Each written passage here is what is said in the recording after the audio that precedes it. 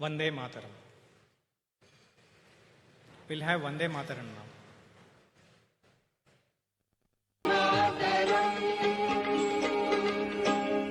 भारत माता की जय.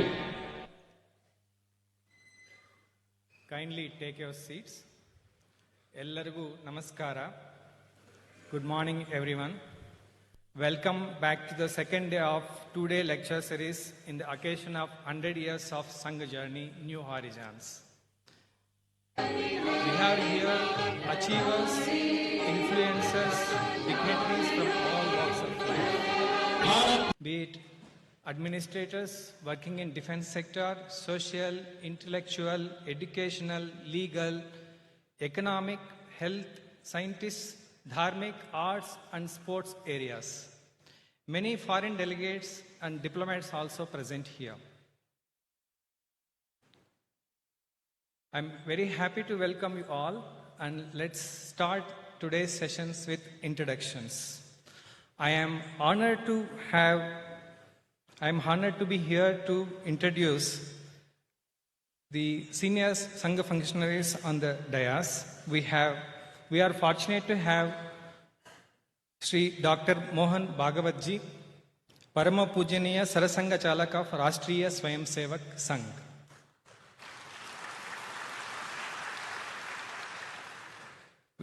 Sri Dattatreya Hosbale ji, Mananiya Sarkarewah of RSS. Dr. Vaman Shanai ji, Manya Dakshina Madhya Kshetra Sangha Chalak. Dakshina Madhya Kshetra consists of Telangana, Andhra and Karnataka. Sri Umapati ji, Manya Karnataka Dakshina Pranta Sangha Chalak.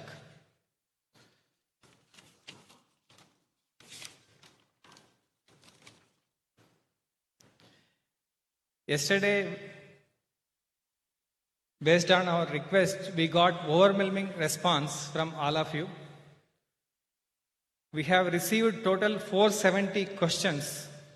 Of course, many questions, there were repetitions, there were some questions without name, and questions we received till today morning 12:20 a.m.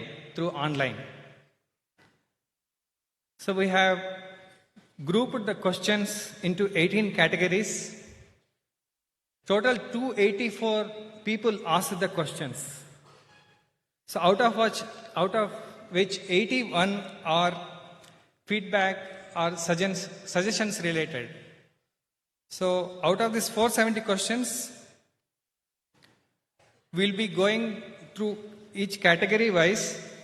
So I'll be asking questions one by one.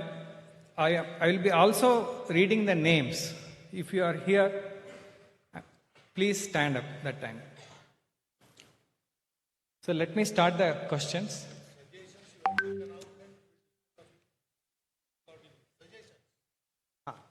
So those suggestions you have already given. There are 81 of them. Thanks for such quick feedback, suggestions and opinion. Wherever it is appropriate, we will be taking action in the due course of time. Thank you. So let me start the questions. First set of questions are related to RSS, organization and policies matters. The first question is Sangh and legal authenticity. Name of the persons who have asked this question is Sudhindra Budia, Ravi Shankar Bhatt, Sundar Raj Urs. The question is, why Sangh is not a registered organization? Is that by chance? Is that by choice or to avoid legal obligation? Why Sangh does not address its misconceptions directly? Registration, funding, etc. As for the answer, it has been given umpteen times. But those who want to raise the questions, they go on repeating the questions. So, repeatedly we have to answer it. This is not the first time this point was raised. You know, Sangha started in 1925. So, do you expect us to register with the British government? Against whom our Satsanga Chalak was fighting at that time. Then after independence, the laws we have now in Swatantra Bharat, they do not make registration compulsory. The legal status is also given to unregistered body of individuals.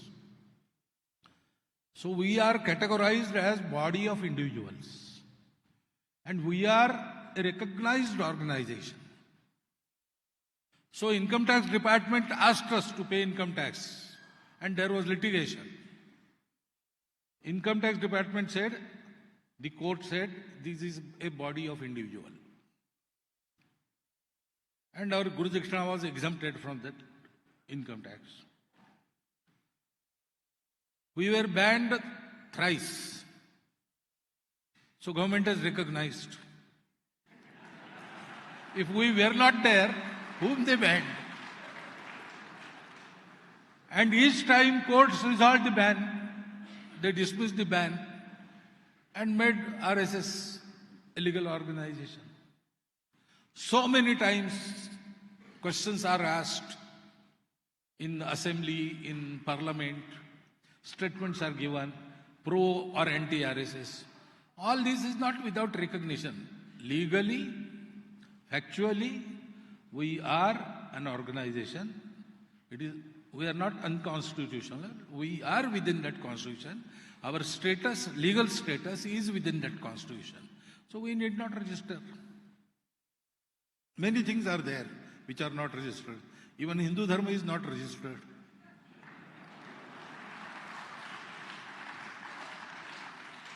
The next question is vision of Sangh for next 2 decades. Sudhindra Budhiaji, Dr. Prema. What is the vision and mission of Sangh in 20 years?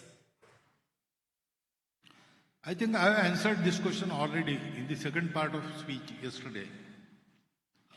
So we want to unite, organize, impart qualities to entire Hindu society so that they will create a prosperous and strong Bharat which will impart the Dharma knowledge to the world so that world becomes happy, blissful and peaceful. That part of the task is to be carried out by the entire society, the entire nation. We are preparing Hindu society for that. Ours is the only vision, single vision. After we fulfill that vision, we don't want to do anything else. Organizing the entire Hindu society. This is our task. We'll finish it. And the organized society will do the rest. We are included in that society, so we'll follow suit. But our mission, our vision is an organized, strong Hindu society. This question is Sangh and Muslims. Major General K.R. Prasad, Manohar Iyer, Dr. Vasant Dikshit. Are Muslims allowed in RSS? How Sangh can build confidence in minorities? Sangh is having outreach program for Muslims. Is there any plan to start educational institutions for minorities? No Brahmin is allowed in Sangh. No other caste is allowed in Sangha. No Muslim is allowed, no Christian is allowed, no Shaiva, no Shakta. Only Hindu is allowed. So people with different denominations, Muslims, Christians of any denomination, they can come to Sangha. Keep your separateness out. Your speciality is welcome. But when you come inside Shaka, you come as son of Bharat Mata, member of this Hindu society. So Muslims come to Shaka, Christians come to Shaka, as all other castes from the routinely Hindu society, routinely called Hindu society, they also come to Shakha. But we don't take their count and we don't ask who they are. We are all sons of Bharat Mata. That is how Sangha works. The outreach to hitherto untouched sections or hitherto kept away from the society, such sections, we have to specifically contact them. So there is outreach program. But outreach program doesn't mean that we'll do something there. Actually, Sangha says, we will not do anything for anybody. Each has to do his own duty. Each has to bring about his own uddhar. Nobody else will come to you. Even God will help those who will help themselves. We will enable you to do that. We will prepare you to do that. So don't expect anything from Sangha. But if you come to Sangha without expecting anything from any other fellow, you can do your own. That is what we are going to teach. So outreach is there. If they are doing some noble deeds, we will help them. But schools for Muslims, schools for Christians, schools for Brahmins, schools for non-Brahmins, we don't do that. Sangha does only Shakha work and man-making. Swayam Sevaks have different organizations which are separate, autonomous, independent, and we expect them to become self-dependent so that they don't require any help from outside, even from Sangha. But they will do all these things on the same principle. God helps those who help themselves. So maybe there are Shishu Mandirs in Muslim localities also. They are run by Vidya Bharati, not by us. That type of work is there. But outreach is purely come and give. To appeal that. Come to Sangha and give your everything in the work at the feet of Bharat Mata. Sangha doesn't give anything. Sangha asks for everything. That is Sangha. So next question is related to Sangh Janji as well as new forms of Sangh. Balaji, Dr. Shalini, Malavika Kadalol, Nidhi Agarwal, Jawahar, Raghavan Sampath, Professor M.V. Alakawadi, Dr. Kiran KJ, Unnikrishnan Menon, Srinath Bhatni, former board member of Infosys, Professor Suresh Jagamashetty, Vice Chancellor, Dr. Anand Shankar, Ajay Rati asked this question. There is one more question. After this, I will read that question as well together. This question is, in the age of emerging technologies like artificial intelligence and attractions, what is the plan for RSS to attract and address interests of Gen Z? How to address Gen Z, make them educated of Indian cultural roots as they are much attracted towards Western culture and are easily becoming prey to wokeism. The next question is on new forms. Dr. Appaji Gowda, Umesh Wagmare, Dr. Iranna S. Irapur, he is cardiologist, Arundhati Hegde, Prakash Hegde, C.A. Vivek Totlunkar, Manohar Iyer. The question is Sangha planning to redefine Sangha in a new forms for modern age? How can trans women connect and contribute to RSS? Trans women. How trans women? Transgender. Yeah. How Sangh is planning to expand it into newer areas? Can youth be trained like soldiers? Implementation of meditation, cardiac health, etc. Could such practices, such changes could be brought in? In Sangha, any change except the basic. Hindustan is Hindu nation. That is the basic, that will never change. Everything else can be brought about. It is proposed, it is discussed, And when there is consensus, change happens within minutes. But till there is consensus, discussions go on. So no change is a taboo. But only that change which is accepted by all is incorporated. We have a process of that, and we have made many changes in what we do. The basic thing is the same. So any change can happen.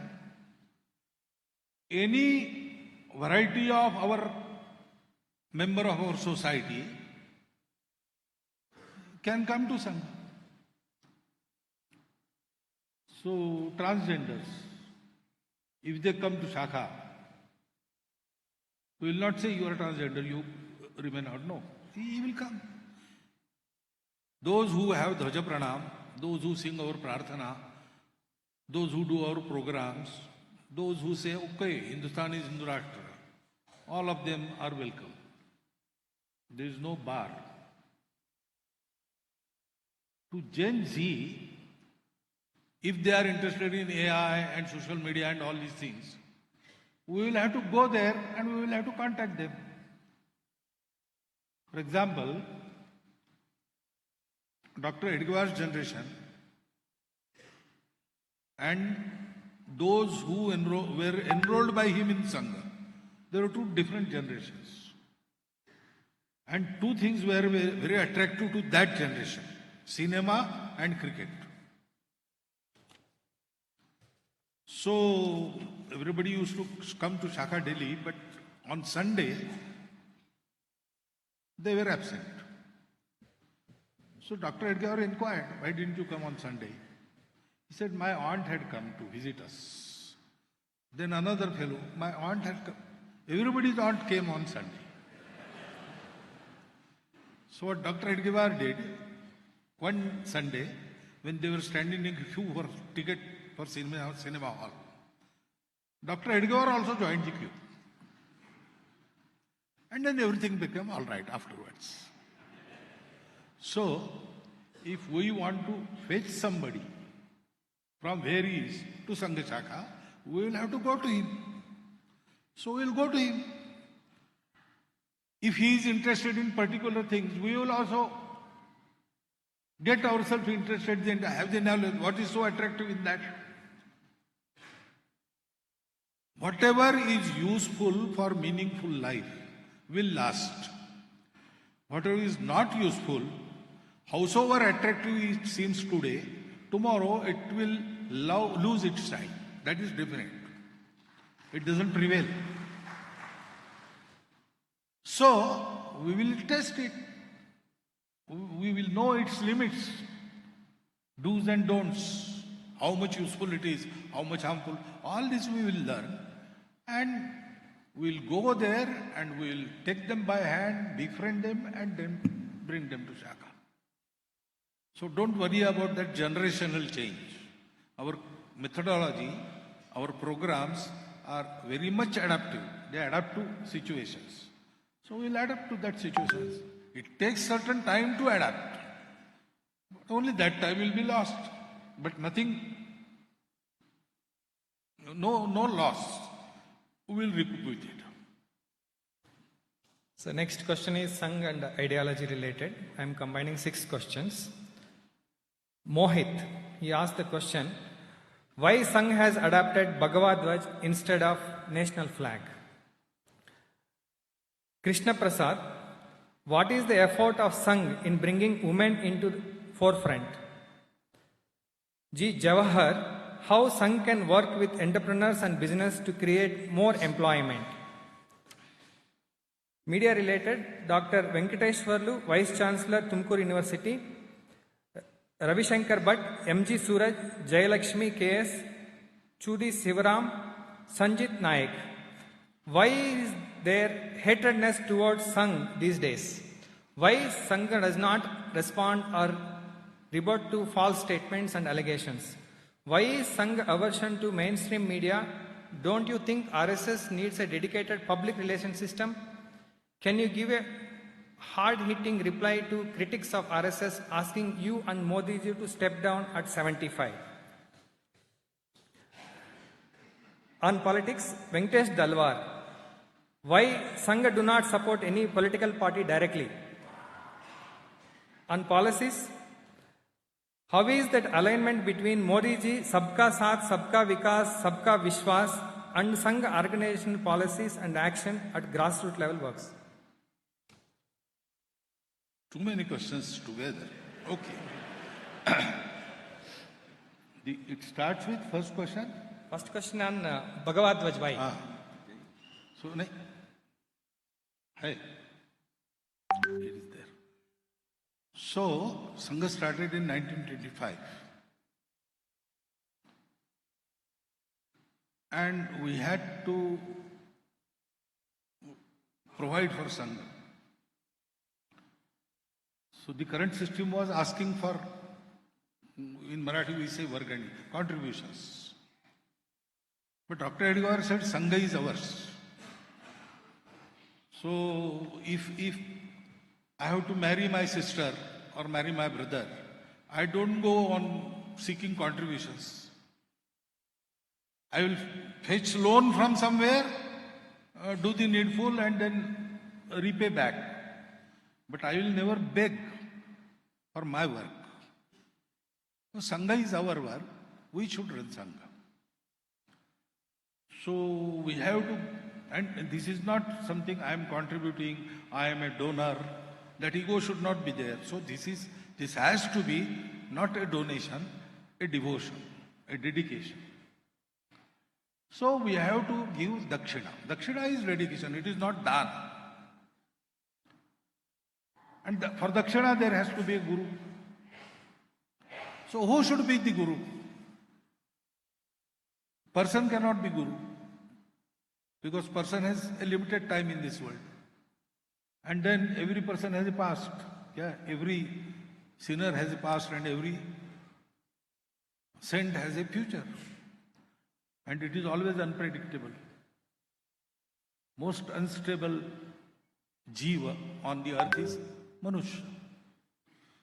So there should be a permanent symbol of our glorious culture, Rashtrattva, all these things, Hinduness. That is Bhagwat Dhwaj, undoubtedly. Everywhere, even now. So that Bhagwat Dhwaj was taken as a guru. Flag, national flag, was first decided in 1933.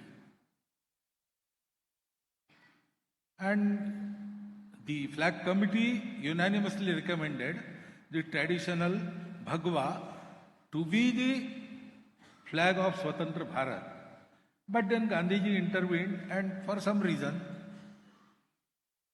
he said 3 colors. On the top Bhagwa. Okay, it will be flag of the Sarvabhauma Samprabhu Satta of Swatantra Bharat. We call it Rashtrattva, national flag. Since its creation, Sangha has always stood by, respected, offered tributes and protected this Tiranga Dhwaj.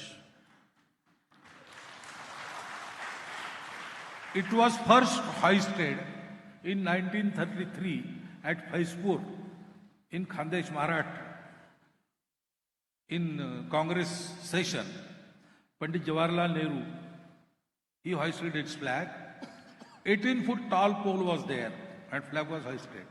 But it entangled in that cord and it stopped half-mast. Now someone has to go there and untangle it and take it to the top. Nobody dared, but there was one youth.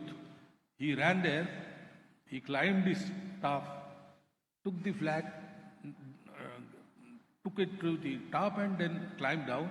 And he was welcomed by everybody and he was asked to come in the evening session so that he can be felicitated by nobody else. Pandit Jawaharlal Nehru asked him this. He said, okay.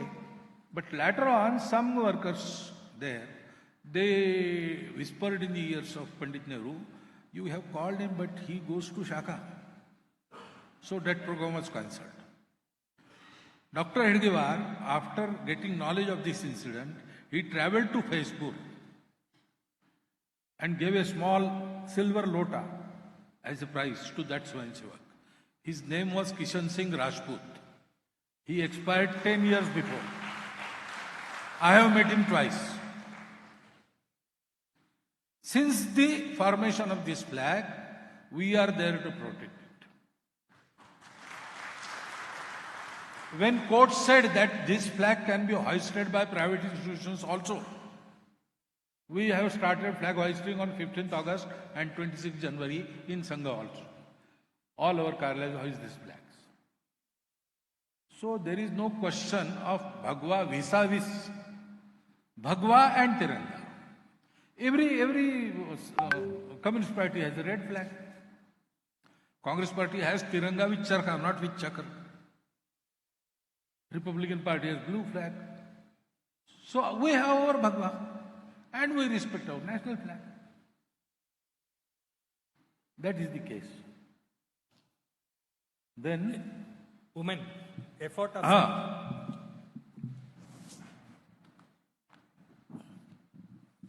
Sangh in bringing effort from women started in 1933. Thank you. In 1933, in those times, young workers, if they started working in women also, there was scope for much whispering. It was harmful for young organizations like Sangh to do that. So Dr. Hedgewar didn't go there to work in women. But one of the mothers of our Swayamsevaks, she came to Dr. Hedgewar and asked him, you are organizing whole of the Hindu society and you are keeping 50% out. So Dr. Hedgewar said, I cannot do that. It may harm my organization in its childhood only. So, if some lady does this work, I will do it. I will help her.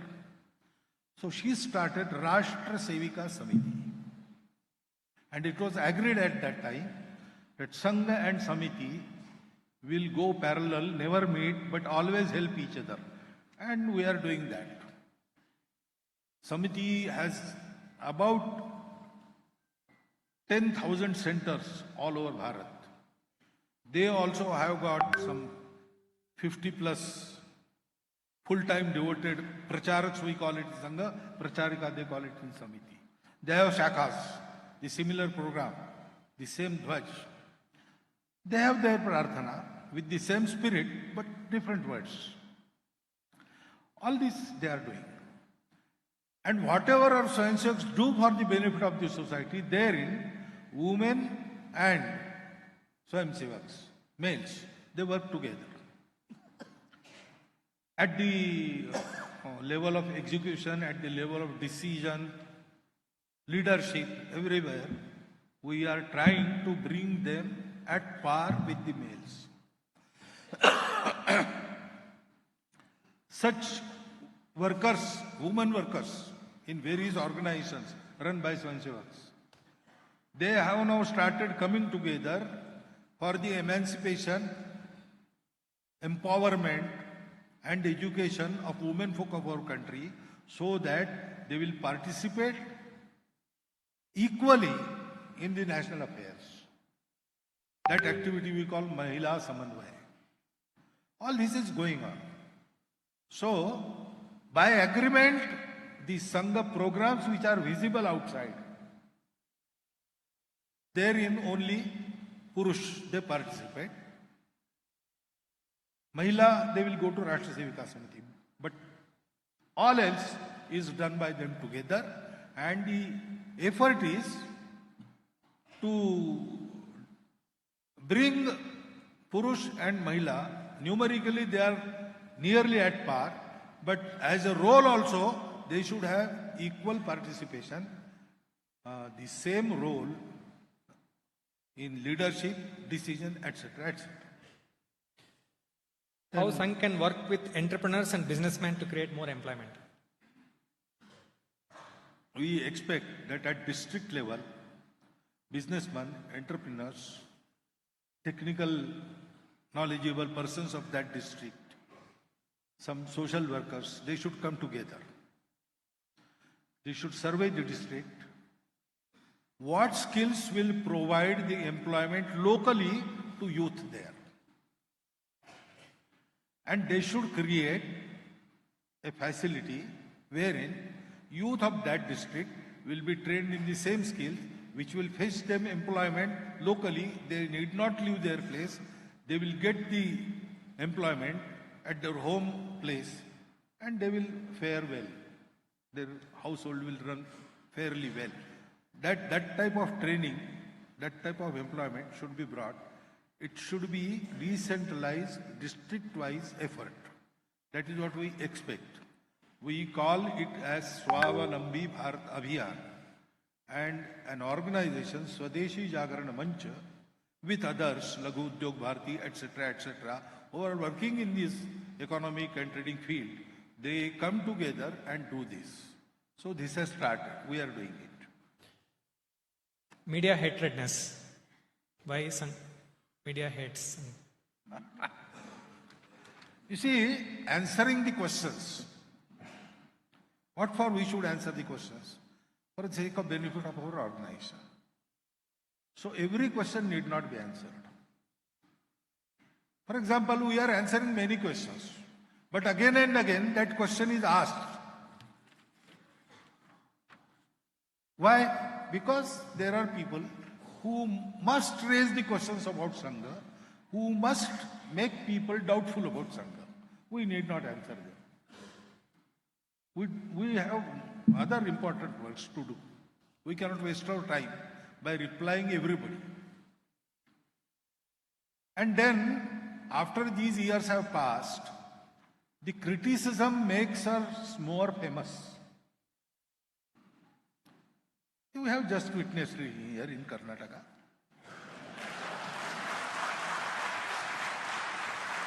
So why should we will encourage them to raise more questions? Then those who ask questions, we have to see what their intention. Those who want to understand. I am answering your questions. Because you want to understand. But there are some who do not want to understand. They just want to nag us. So Balasaheb was answered questions about politics. 3 different persons, he answered differently. One fellow wanted to understand what is the relation. Sangha role in politics and the political party BJP, what? So he wrote a letter. Balasaheb answered, asked him to come, gave him interview for 3 hours. He told him everything. He was satisfied. He went back. Then there was another fellow who just wanted to nag. So he raised this question in a small meeting. Balasaheb told him, you have asked the right question, but to a wrong person. He asked, my sons go to BJP. Said, you should not ask this to me. You see, when we don't tell our sons where to go. When they want to go in politics, they try to enter this party. That party says, oh, you are RSS wala? Go out, get out. We don't want you here. Another party says, no, we have resolved not to let enter anybody our party unless he should forego his relationship with Sangha. So, every door is closed for Swayansevar. The only open door, he seeks his refuge there. He goes to BJP. So, you go to the other parties and ask them why there is no Swayansevar in your party. Now, this is not the real answer. But that question was not asked because he wanted answer. And there was still another who was just, for any reason, he wanted to criticize RSS. So he asked this, why do you support BJP? Balasaheb asked him, in which shaka do you go? What responsibility you have? He said, I am not Swayansevar. He said, by what right you are putting this question to me? My Sangha, I will take it to any party. Who are you to ask? Now this is also not right answer. But for that question, So, answering questions, it doesn't matter actually. We are doing our work. Everybody knows we are doing the right thing. Still there are some who, after knowing all this, they want to just nag us or create some disturbance in our work. We don't respond to them. But some questions we do ask. Sometimes we issue statement. When we see that question has some weight, people need clarification, we do it. So it is not that we don't ask, we don't answer questions or we ignore questions. But there is no point in answering the same question 100 times. Once answer is given, okay. Those who don't know, they will come to us, they will ask us. We will answer them individually. That happens. Why Sangh do not support any political party? We do not support any political party. We do not participate in vote politics, current politics, election politics, etc. Sangha is work of uniting the society. And politics by nature is divisive. So we keep out of politics. We support policies. And especially now that we are a force, we will exert our force to support the right policy. Not individual, not a party, but policy. For example, we wanted to have Ram Mandir in Ayodhya. So our Swayamsevaks supported them who stood by its construction. So BJP was there. If Congress would have supported that, our Swayamsevaks supported that party also. Actually, during those agitation, elections happened, and 2/3 times there was not a single party contesting, there was an alliance. So BJP was supporting, where their candidate was there, Swayamsevaks did support him.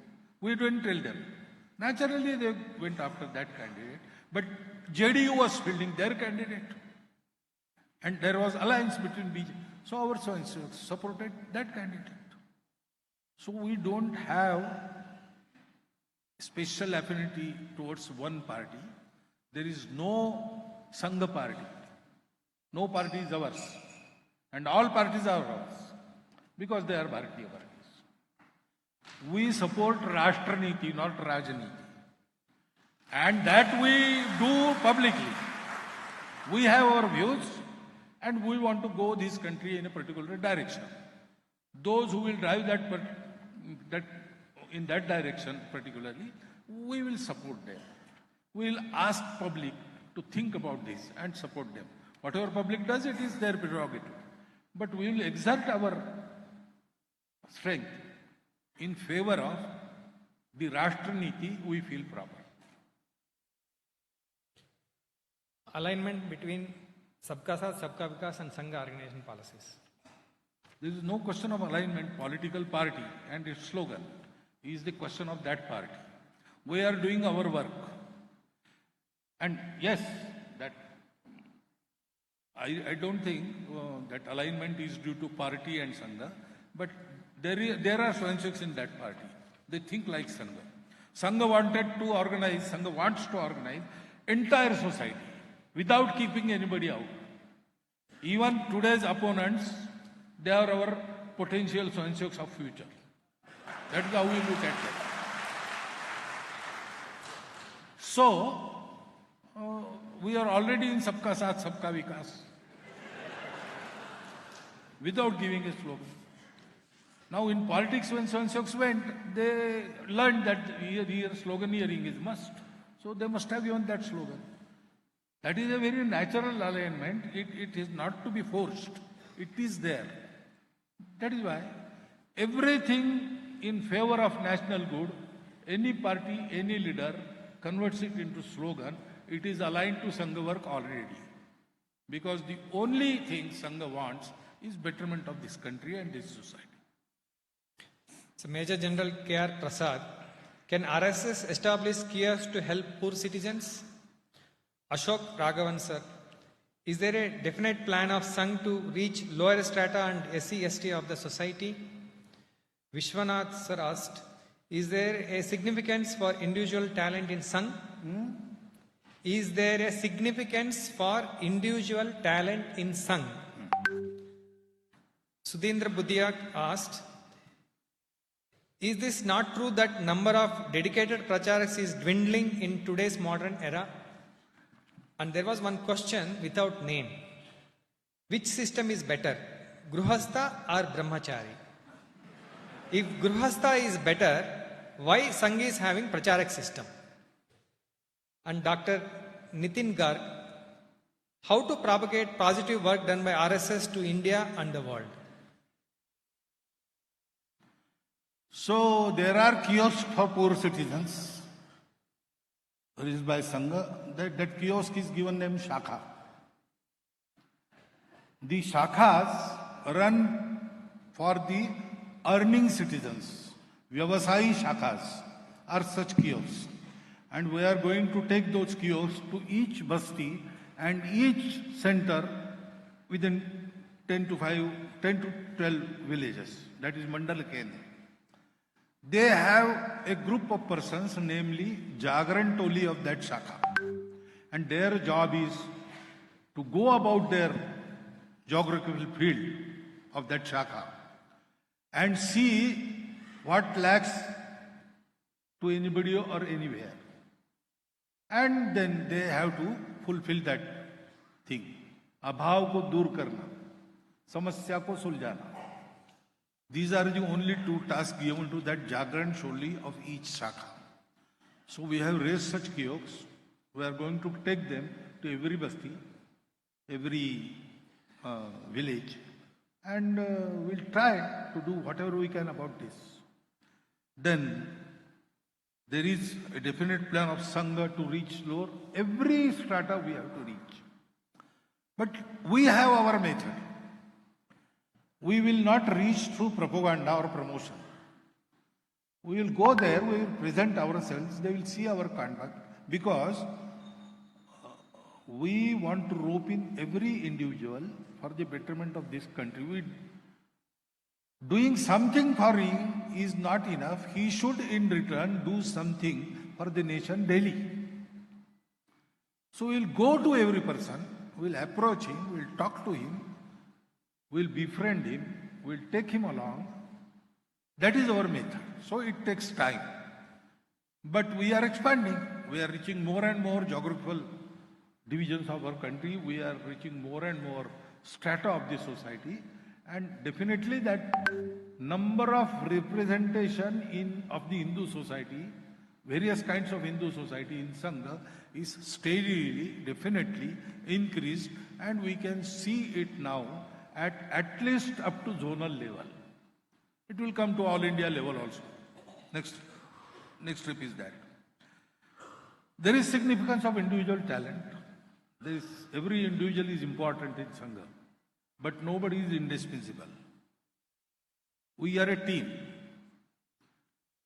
and team benefits from individual capacities.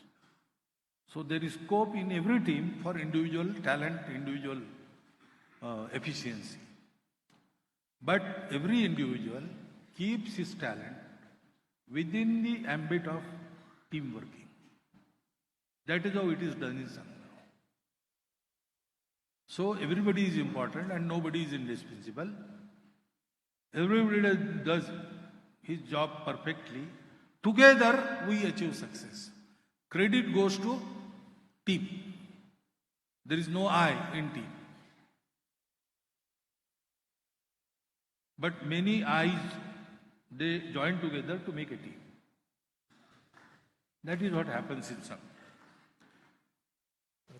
Number of pracharaks is steadily increasing. Now it is about 3,700 or so. And it has increased. About 500, 550 youth per annum, they come as pracharaks. And about 300, 350. They, for various reasons, they go back.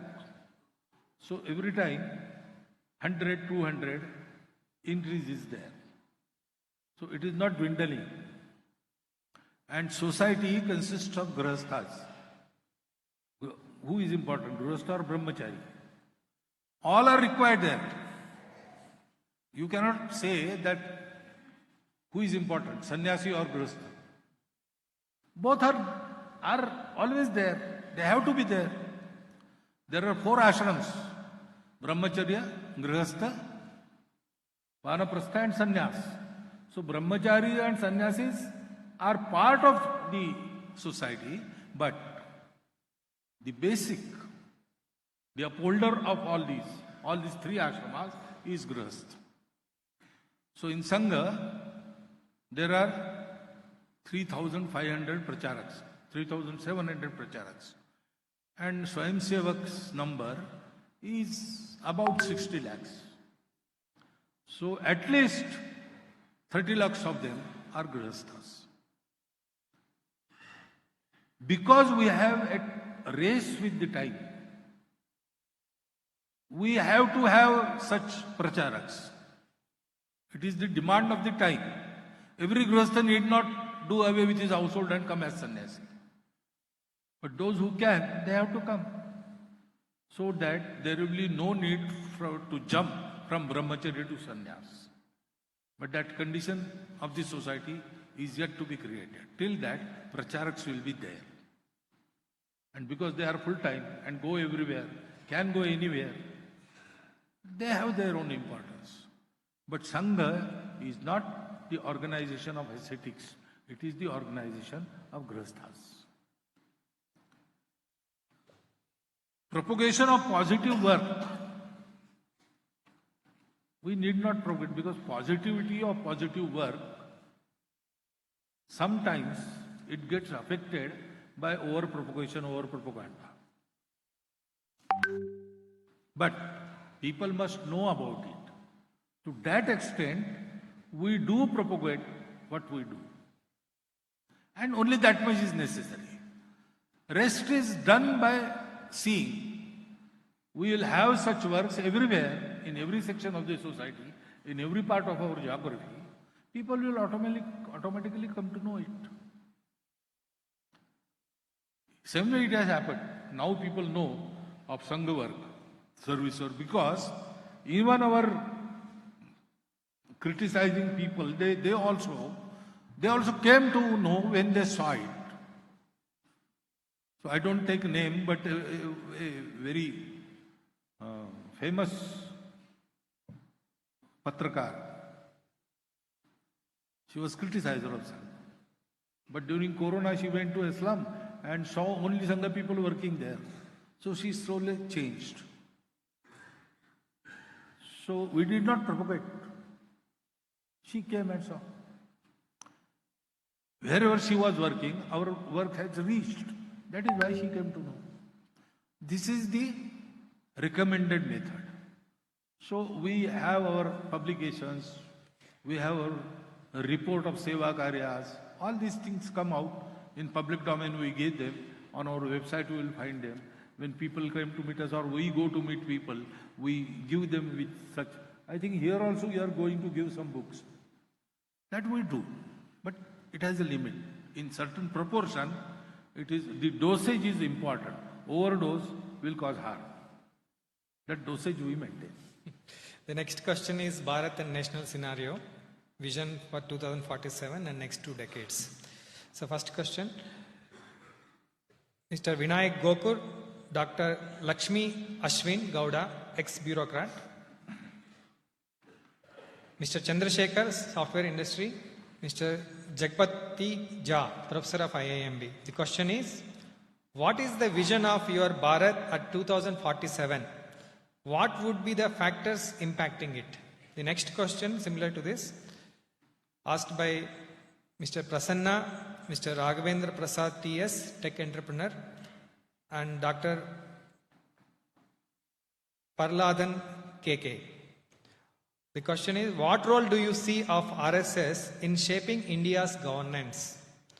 What are RSS plans to make Bharat self-sustaining in technology? Please share a practical way forward for peace with Pakistan within a decade. So, accepting this last part, all the answers have been there. Yesterday in my address, today in answering one question. Vision of Bharat in 247, I said that we will prepare the society and society will take care of everything. Along with society, we will also be there. So that is our vision. Param Vaibhav Sampanna Vishwaguru Bharat. What are the plan?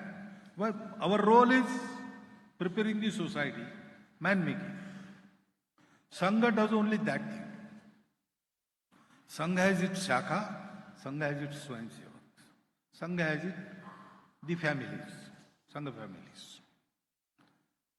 Everything else belongs to Swayamsevaks. They do it. Sangha does nothing, Swayamsevaks leave nothing else.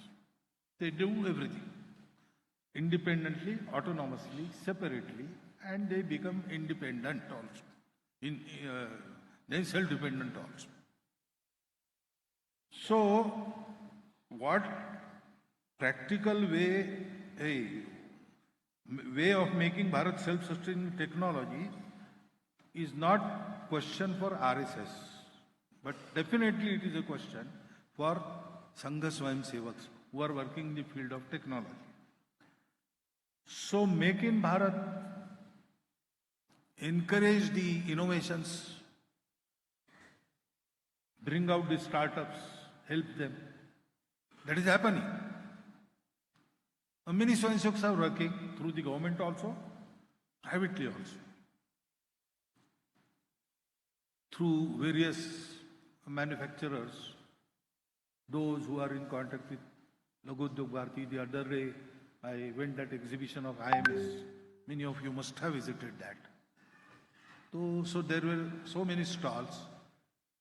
I found 20-25 Swayamsevaks also. Their entrepreneurship, they had created some company, etc. They were also there. It was specially dedicated to defense product and AI. In that field also, they created. So that initiative, Swayamsevaks have to take. They are taking it and they go ahead gradually. That will happen. Peace with Pakistan is something entirely different topic. We always have peace with Pakistan. It is Pakistan who don't have peace with us. And as long as Pakistan gets some satisfaction of causing harm to Bharat, it will keep on doing it. So, way to peace with Pakistan is that we don't breach from our side the peace. But if Pakistan wants to breach that peace, it will never be successful. And the more it tries, more itself it will be harmed. If we make ourselves in that way, for example, Pakistan invaded in 1971 and lost a complete army of 90,000 to Bharat. If that happens repeatedly, then one day Pakistan will learn a lesson. It is better to cooperate than to compete or than to fight. I don't think they understand any other language. We should make Pakistan understand. So we have to speak the language they understand. And that language is, we cannot do anything about it. When Pakistan understands it, we cannot do anything about Bharat. It is better to go closer, be friend, be honest friend, and cooperate. That is the only way that they should understand. So we have to be prepared for their repeated tries.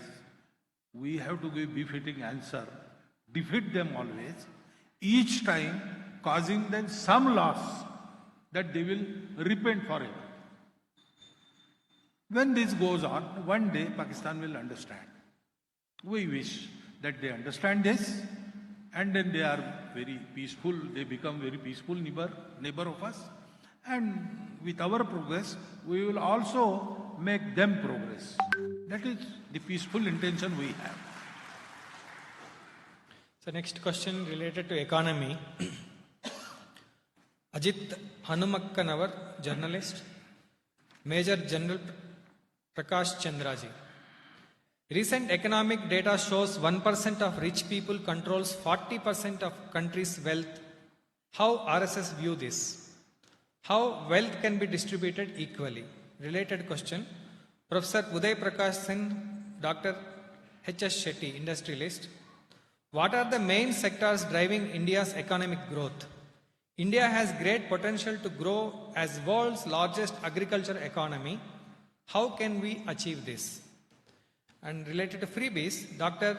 Parvati, Academic Director, and Krishna Bhattji asked this question. Tax money must be used for nation building, not for freebies. What is RSS opinion on this? Related to food security, Professor Jagapati Jha. What role RSS has to play in food security? These are the 4 questions. So, it is the fault of today's prevalent system in the world. It tends to mass production and therefore centralization of production as well as centralization of wealth. And that results in this disparity between poor and rich. The gap goes on increasing.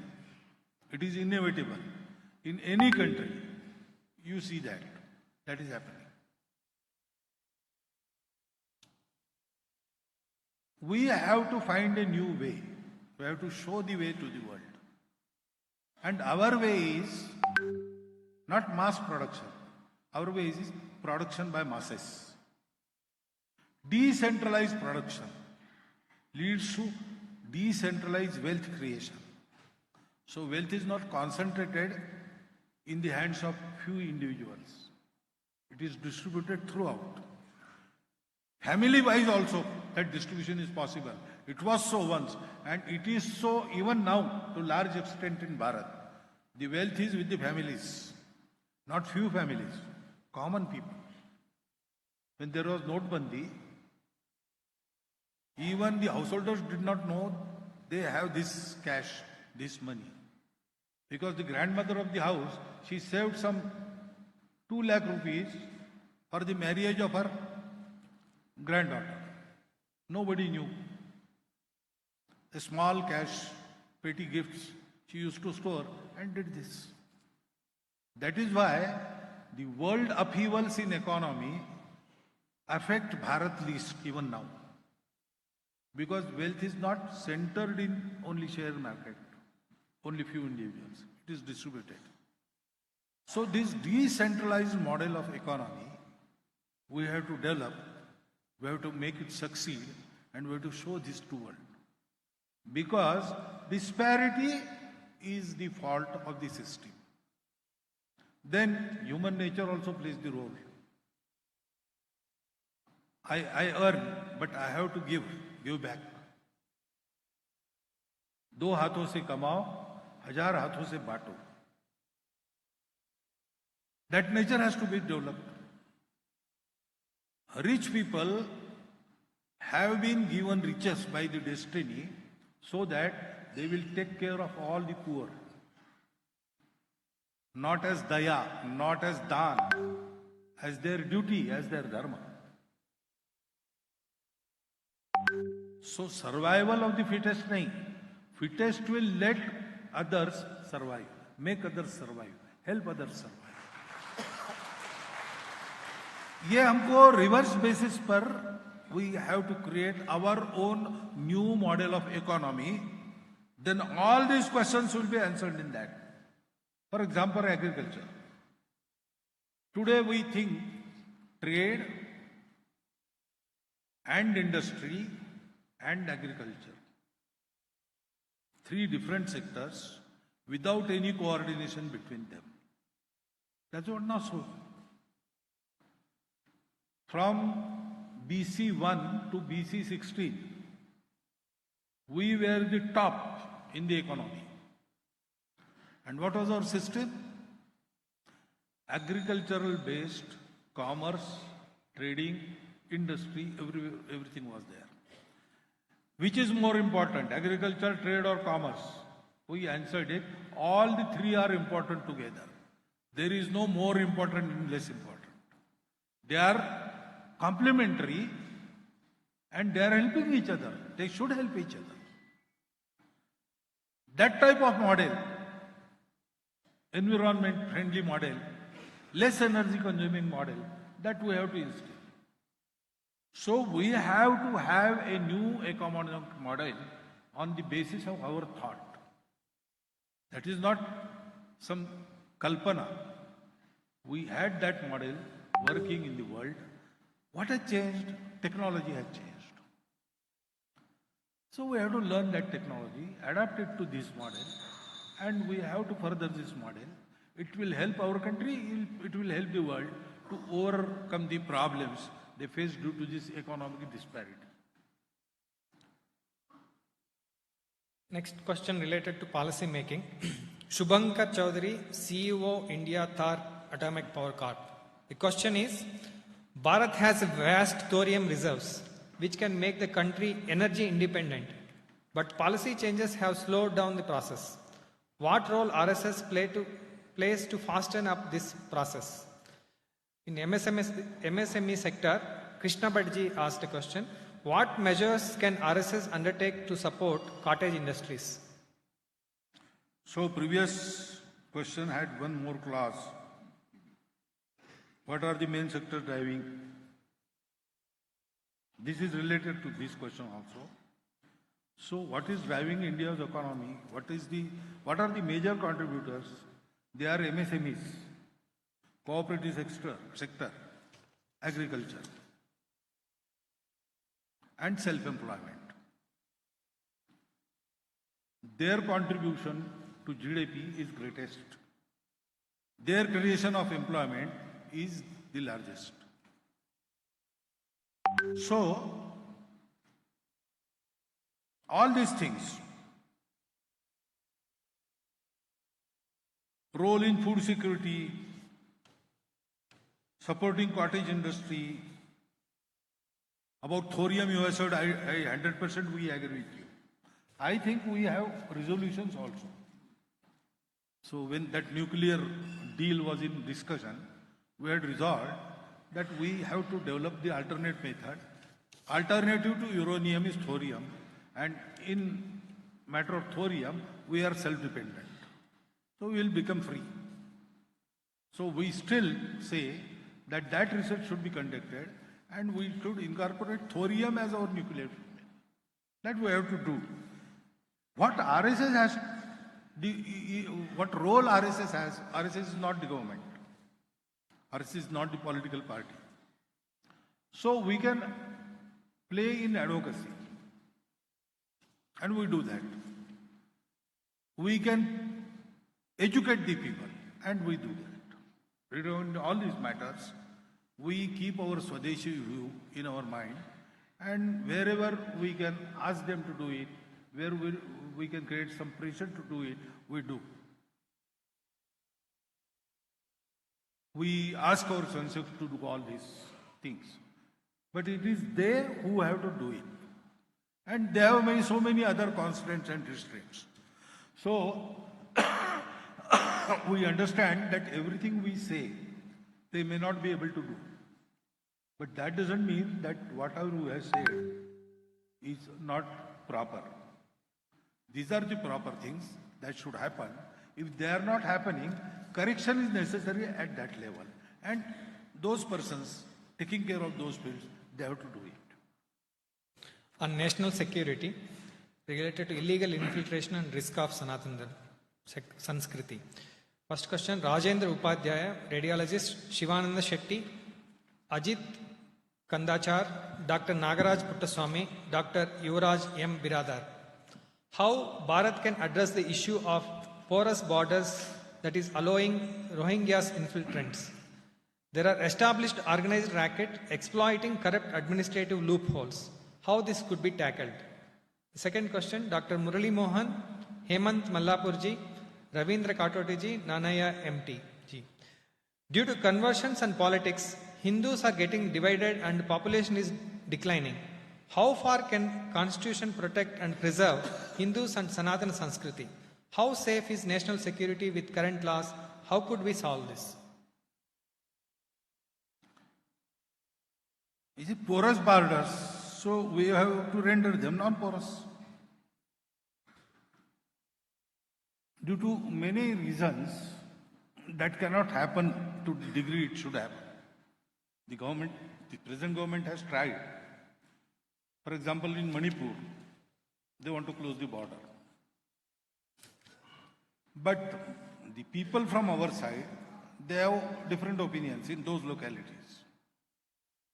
Some of them, they don't want the border to be fenced. And they have some valid reasons. So, because all these borders, present borders, they're unnatural. We were one country and we were divided at random. So when someone came from England, he did not know anything about how to found the borders, etc. And he also has said that I simply took the pen and drew the line. So kitchen is in Bangladesh and bathroom is in Bharat. That type of division is there. So in such an unnatural border, if you want to close it fully, there are certain problems which government has to organize. This is not the excuse. But definitely they have to tackle these issues. It takes time. But our borders should be well guarded. They should not be porous. They should be protected fully. That is what we say. And yes, corruption, organized rackets, all these things are there. But why they are there?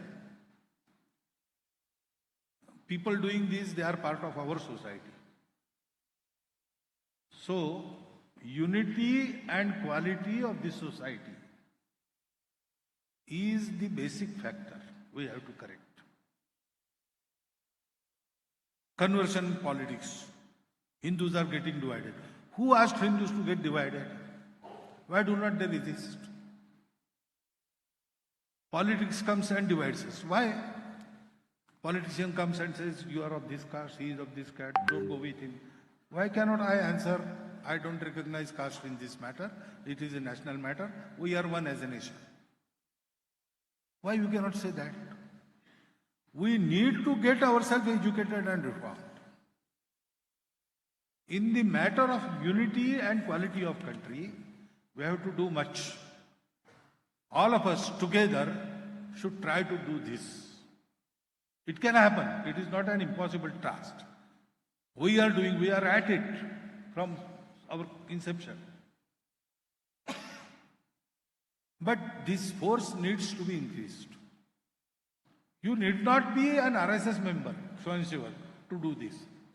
If you are a true national, honest national of this country, you must propagate this thing. Okay, ours is a diverse society, there are so many vividhatas, and we take them as shringar of our ekata. But they have their own limit. There are so many provinces, so many languages. Each has its importance. And we recognize it, respect it, accept it. But ultimately, we are one country, one people, one nation. So if someone comes and asks us to be divided, we will refuse. We have got such a Sanatan Dharma. If someone comes and says, convert, we say, we will not. We have done this. We have done this. Within a century, 3 continents were converted. In Bharat, 3 centuries have passed. Converted people are still a minority, hopeless minority. From Mexico to Siberia, under the sword, the nations were changed, exterminated. For namesake they are there, but there is no, that Iran, that Persia is not there, that Rome, that Egypt is not there. But in Bharat, after 500 years of rule of these powers, we are still Hindustan. We can do it. So we must remember this unity, we must remember this quality. We have to make every effort to keep it increasing. That is the root cause, that is the root remedy. So next question is related to religion and caste. As I told earlier, we got 480 questions. We try to accommodate every question as part of this group of questions. Kindly bear with me, I am reading more questions, but all related to caste and religion. First question, Professor Basavaraju, Vice Chancellor, M.G. Suraj, Dr. Ravindra Puttaswamaya, Tungappa, K.N. Rameshji, Sanjeev Raikar, Professor Basavaraju, Vice Chancellor, Ranganath Bharadwaj. What are the steps taken by Sangh to eradicate caste system? Can RSS initiate inter-caste marriages? Should we stop asking caste in schools and colleges? How the children from downtrodden and marginalized caste can come mainstream of the society? All are caste related only. I am continuing to read few more questions. Dr. V. Sri Ramakrishnan, K. Ratnaprabha, civil servant, Jerome Anto, Raghavan Sampath, Narasimhan B.S., Dr. Sharan Srinivasan. Political parties are succeeding in convincing a large section of Dalits that they are not Hindus. How to convince SC/ST community that Hinduism doesn't preach casteism and discrimination? What is the action plan of RSS to address this? How we can reach out to common citizen to make them understand RSS values and stops conversion? What is the plan for preventing the conversion? How can we contribute to stop conversion? All related to conversion. Then inclusivity related, Prashant Magadi, Dr. M.V. Alagwadi, Professor, Dr. Narendra Vishwanath, G.K. Vishwanath, Dr. Krishna Prasad, Vijay Kumar. All of them, Dr. Krishna Prasad. They asked, how can we promote inclusivity regardless of language, religion and caste? How to use religion and caste for inclusive growth? How can we learn from the Western countries to remove the caste systems? Caste and politics related, Vijay Kumar asked this question. How to stop the politicians, secularists who divide the society on the basis of caste and misquote Manusmriti? Similarly, reservation based also same caste question. Rohit Deshpande, Ms. Josna Pai, Anant Kulkarni, Professor Basavaraju, Vice Chancellor, Satesh Bellur, S. Arun Kumar, S. L. Gangadharappa, retired IAS, Major General Prakash Chandra, Major General Prakash Chandra asked this question. How to resolve the brain drain of non-BC, non-OBC students? That is, bringing our talents back to Bharat. How to stop reservation in education sector and encourage meritocracy? The next question. How many years still required to make every Indian feel one family? What is the role of RSS playing in this regard in next 5 years? How to stop reservation in education sector? All related to caste and religion.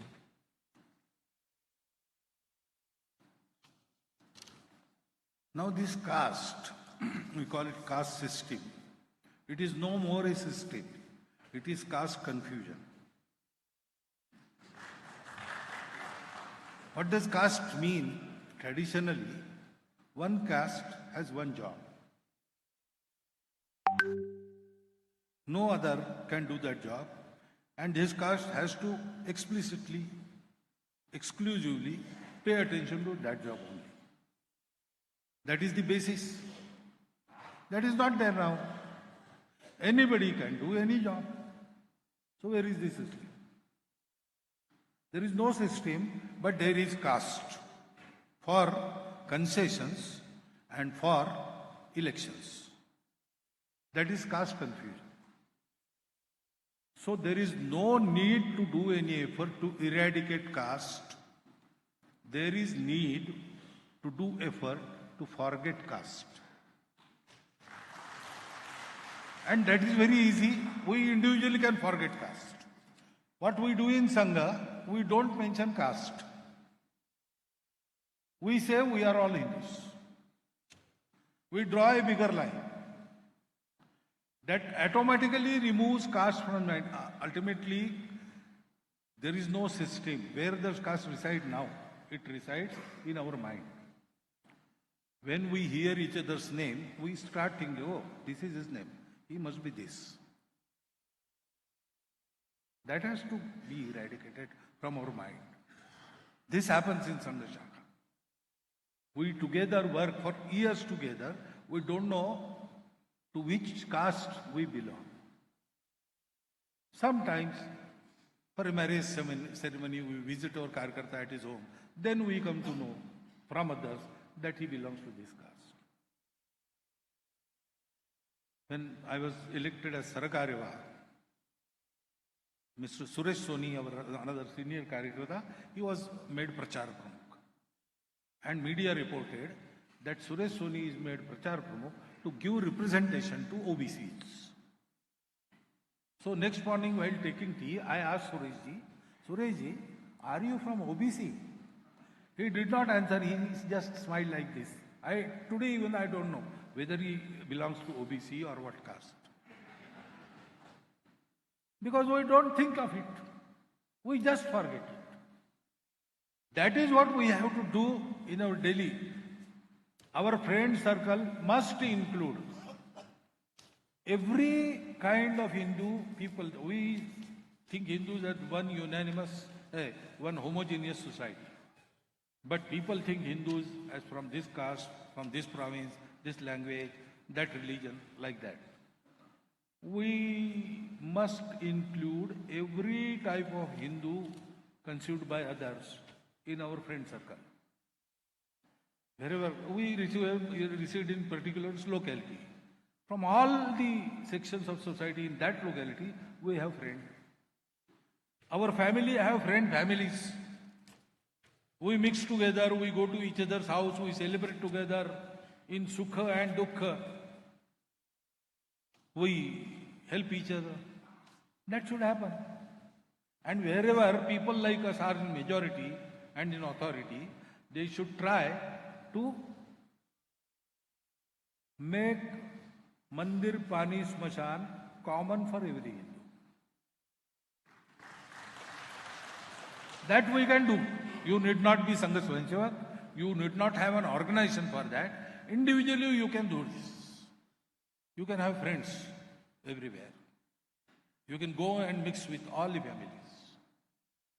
You have to train yourself, you have to train your family. If we do that, this caste problem will be eradicated very easily. It will take time, 10 years. But we are trying to eradicate for 1,000 years. Every Santa asks us to forget caste. Every Santa asks us to forget untouchability. It is not going because if you beat darkness with a stick, it will not go away. Light one small lamp, it will go away. We have to light the lamp. Stop beating the darkness with sticks. That we do, it will happen. And answers of all the questions come in this. In schools and colleges, government has to do it. But for political reasons, it will not be done. If I am in politics and I don't support this caste, varna, untouchability, it should go out lock, stock and barrel. That is my firm opinion.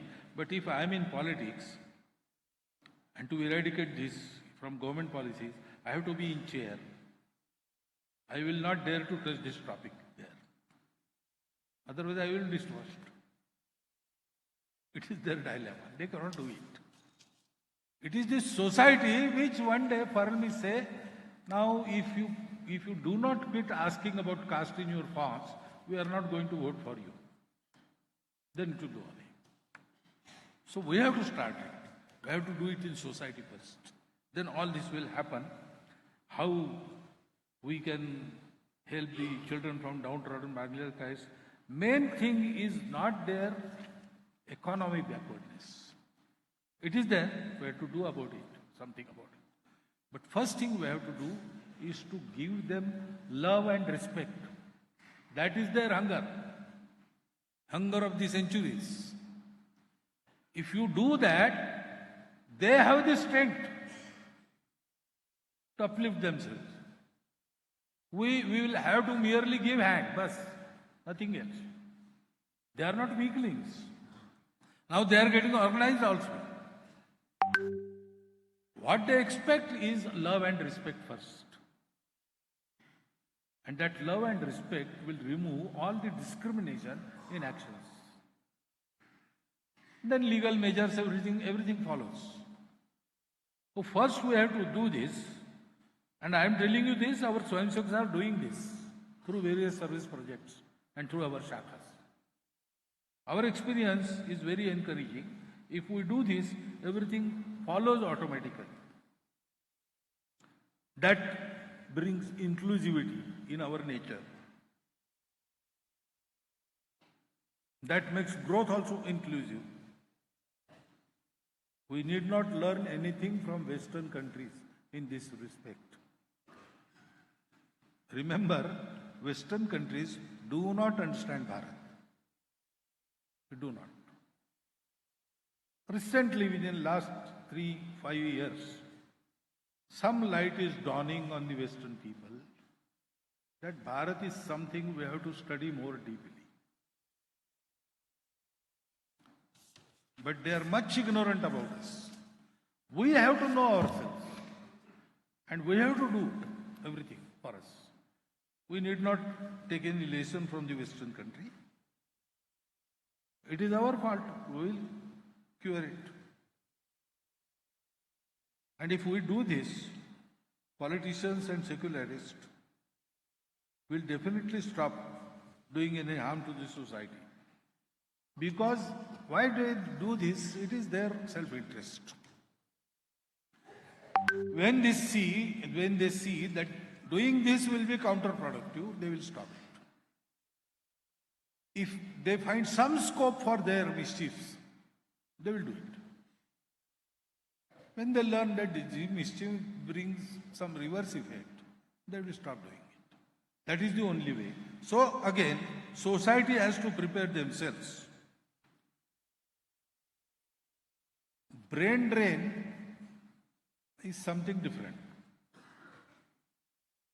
Non-BC, non-OBC, brain drain is not from only that section of the society. In BCs and OBCs also, the so-called brain drain is there. There also, youth goes outside, settles there, doesn't come back. It is concerned with our selfishness. We speak of brain drain. Why we became independent? Yogi Arvinda deliberately failed in the ICS examination because he wanted to serve the country. Subhash Babu deliberately came back from there. All our leaders, they had much scope outside. But they did not want that scope. They wanted to work for their country and countrymen.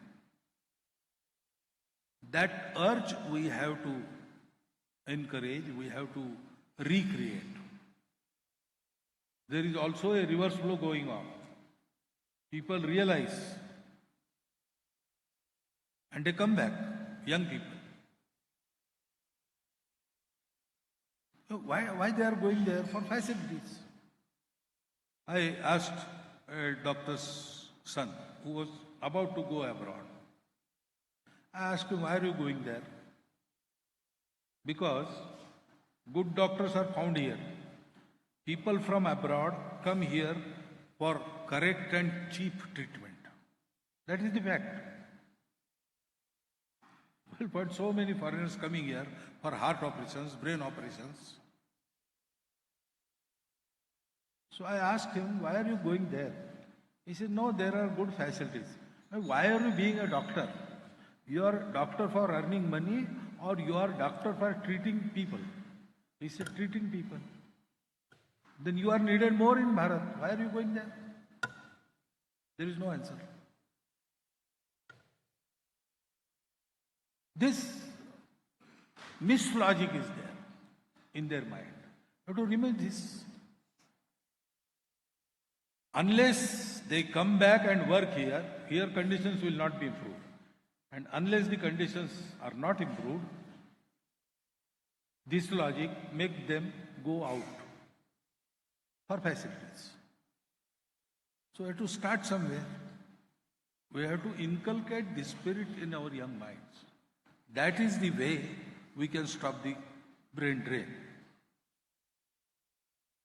How to stop reservation in education sector and encourage meritocracy. Actually, reservation and meritocracy, it is not related. Talent are only in the people who are not awarded reservation. That is wrong. Talent is in the section of the society which require reservation. There also talent is. Very good talent is there. So, don't relate these two. That is different. We have to bring our society, every section of the society at par. Otherwise, there is no use of meritocracy. So, we have to understand this. For 1,000 years, the deprived brothers of ours are not capable of compete on equal footing. We have to bring them up. The only way to stop reservation is to create complete equality in the matter of opportunities, love and respect. That has not yet happened. There is covert or over untouchability still in work. That is the cruel fact of our national life. We have to cure this, then everything will stop. Nobody will need resources. Already there are some people from BC communities who say that now we do not need resources, give it to someone else who is worthy of it. We were takers up till now. We asked for boons, we got the boons. But now we have to give back. We will be givers now. That type of thought currents are now emerging from that society also. So, we should keep some patience. Let the reservations continue. Let the inequality be eradicated. Then we will have a system wherein all these things will be, there will be no heart burning. I have to be broad-minded about it. Otherwise, there is no other good. I think I have answered it. Now we will have a break for 20 minutes. It's a bio break. Those who are needed, they can go out and come back in 20 minutes. Thank you.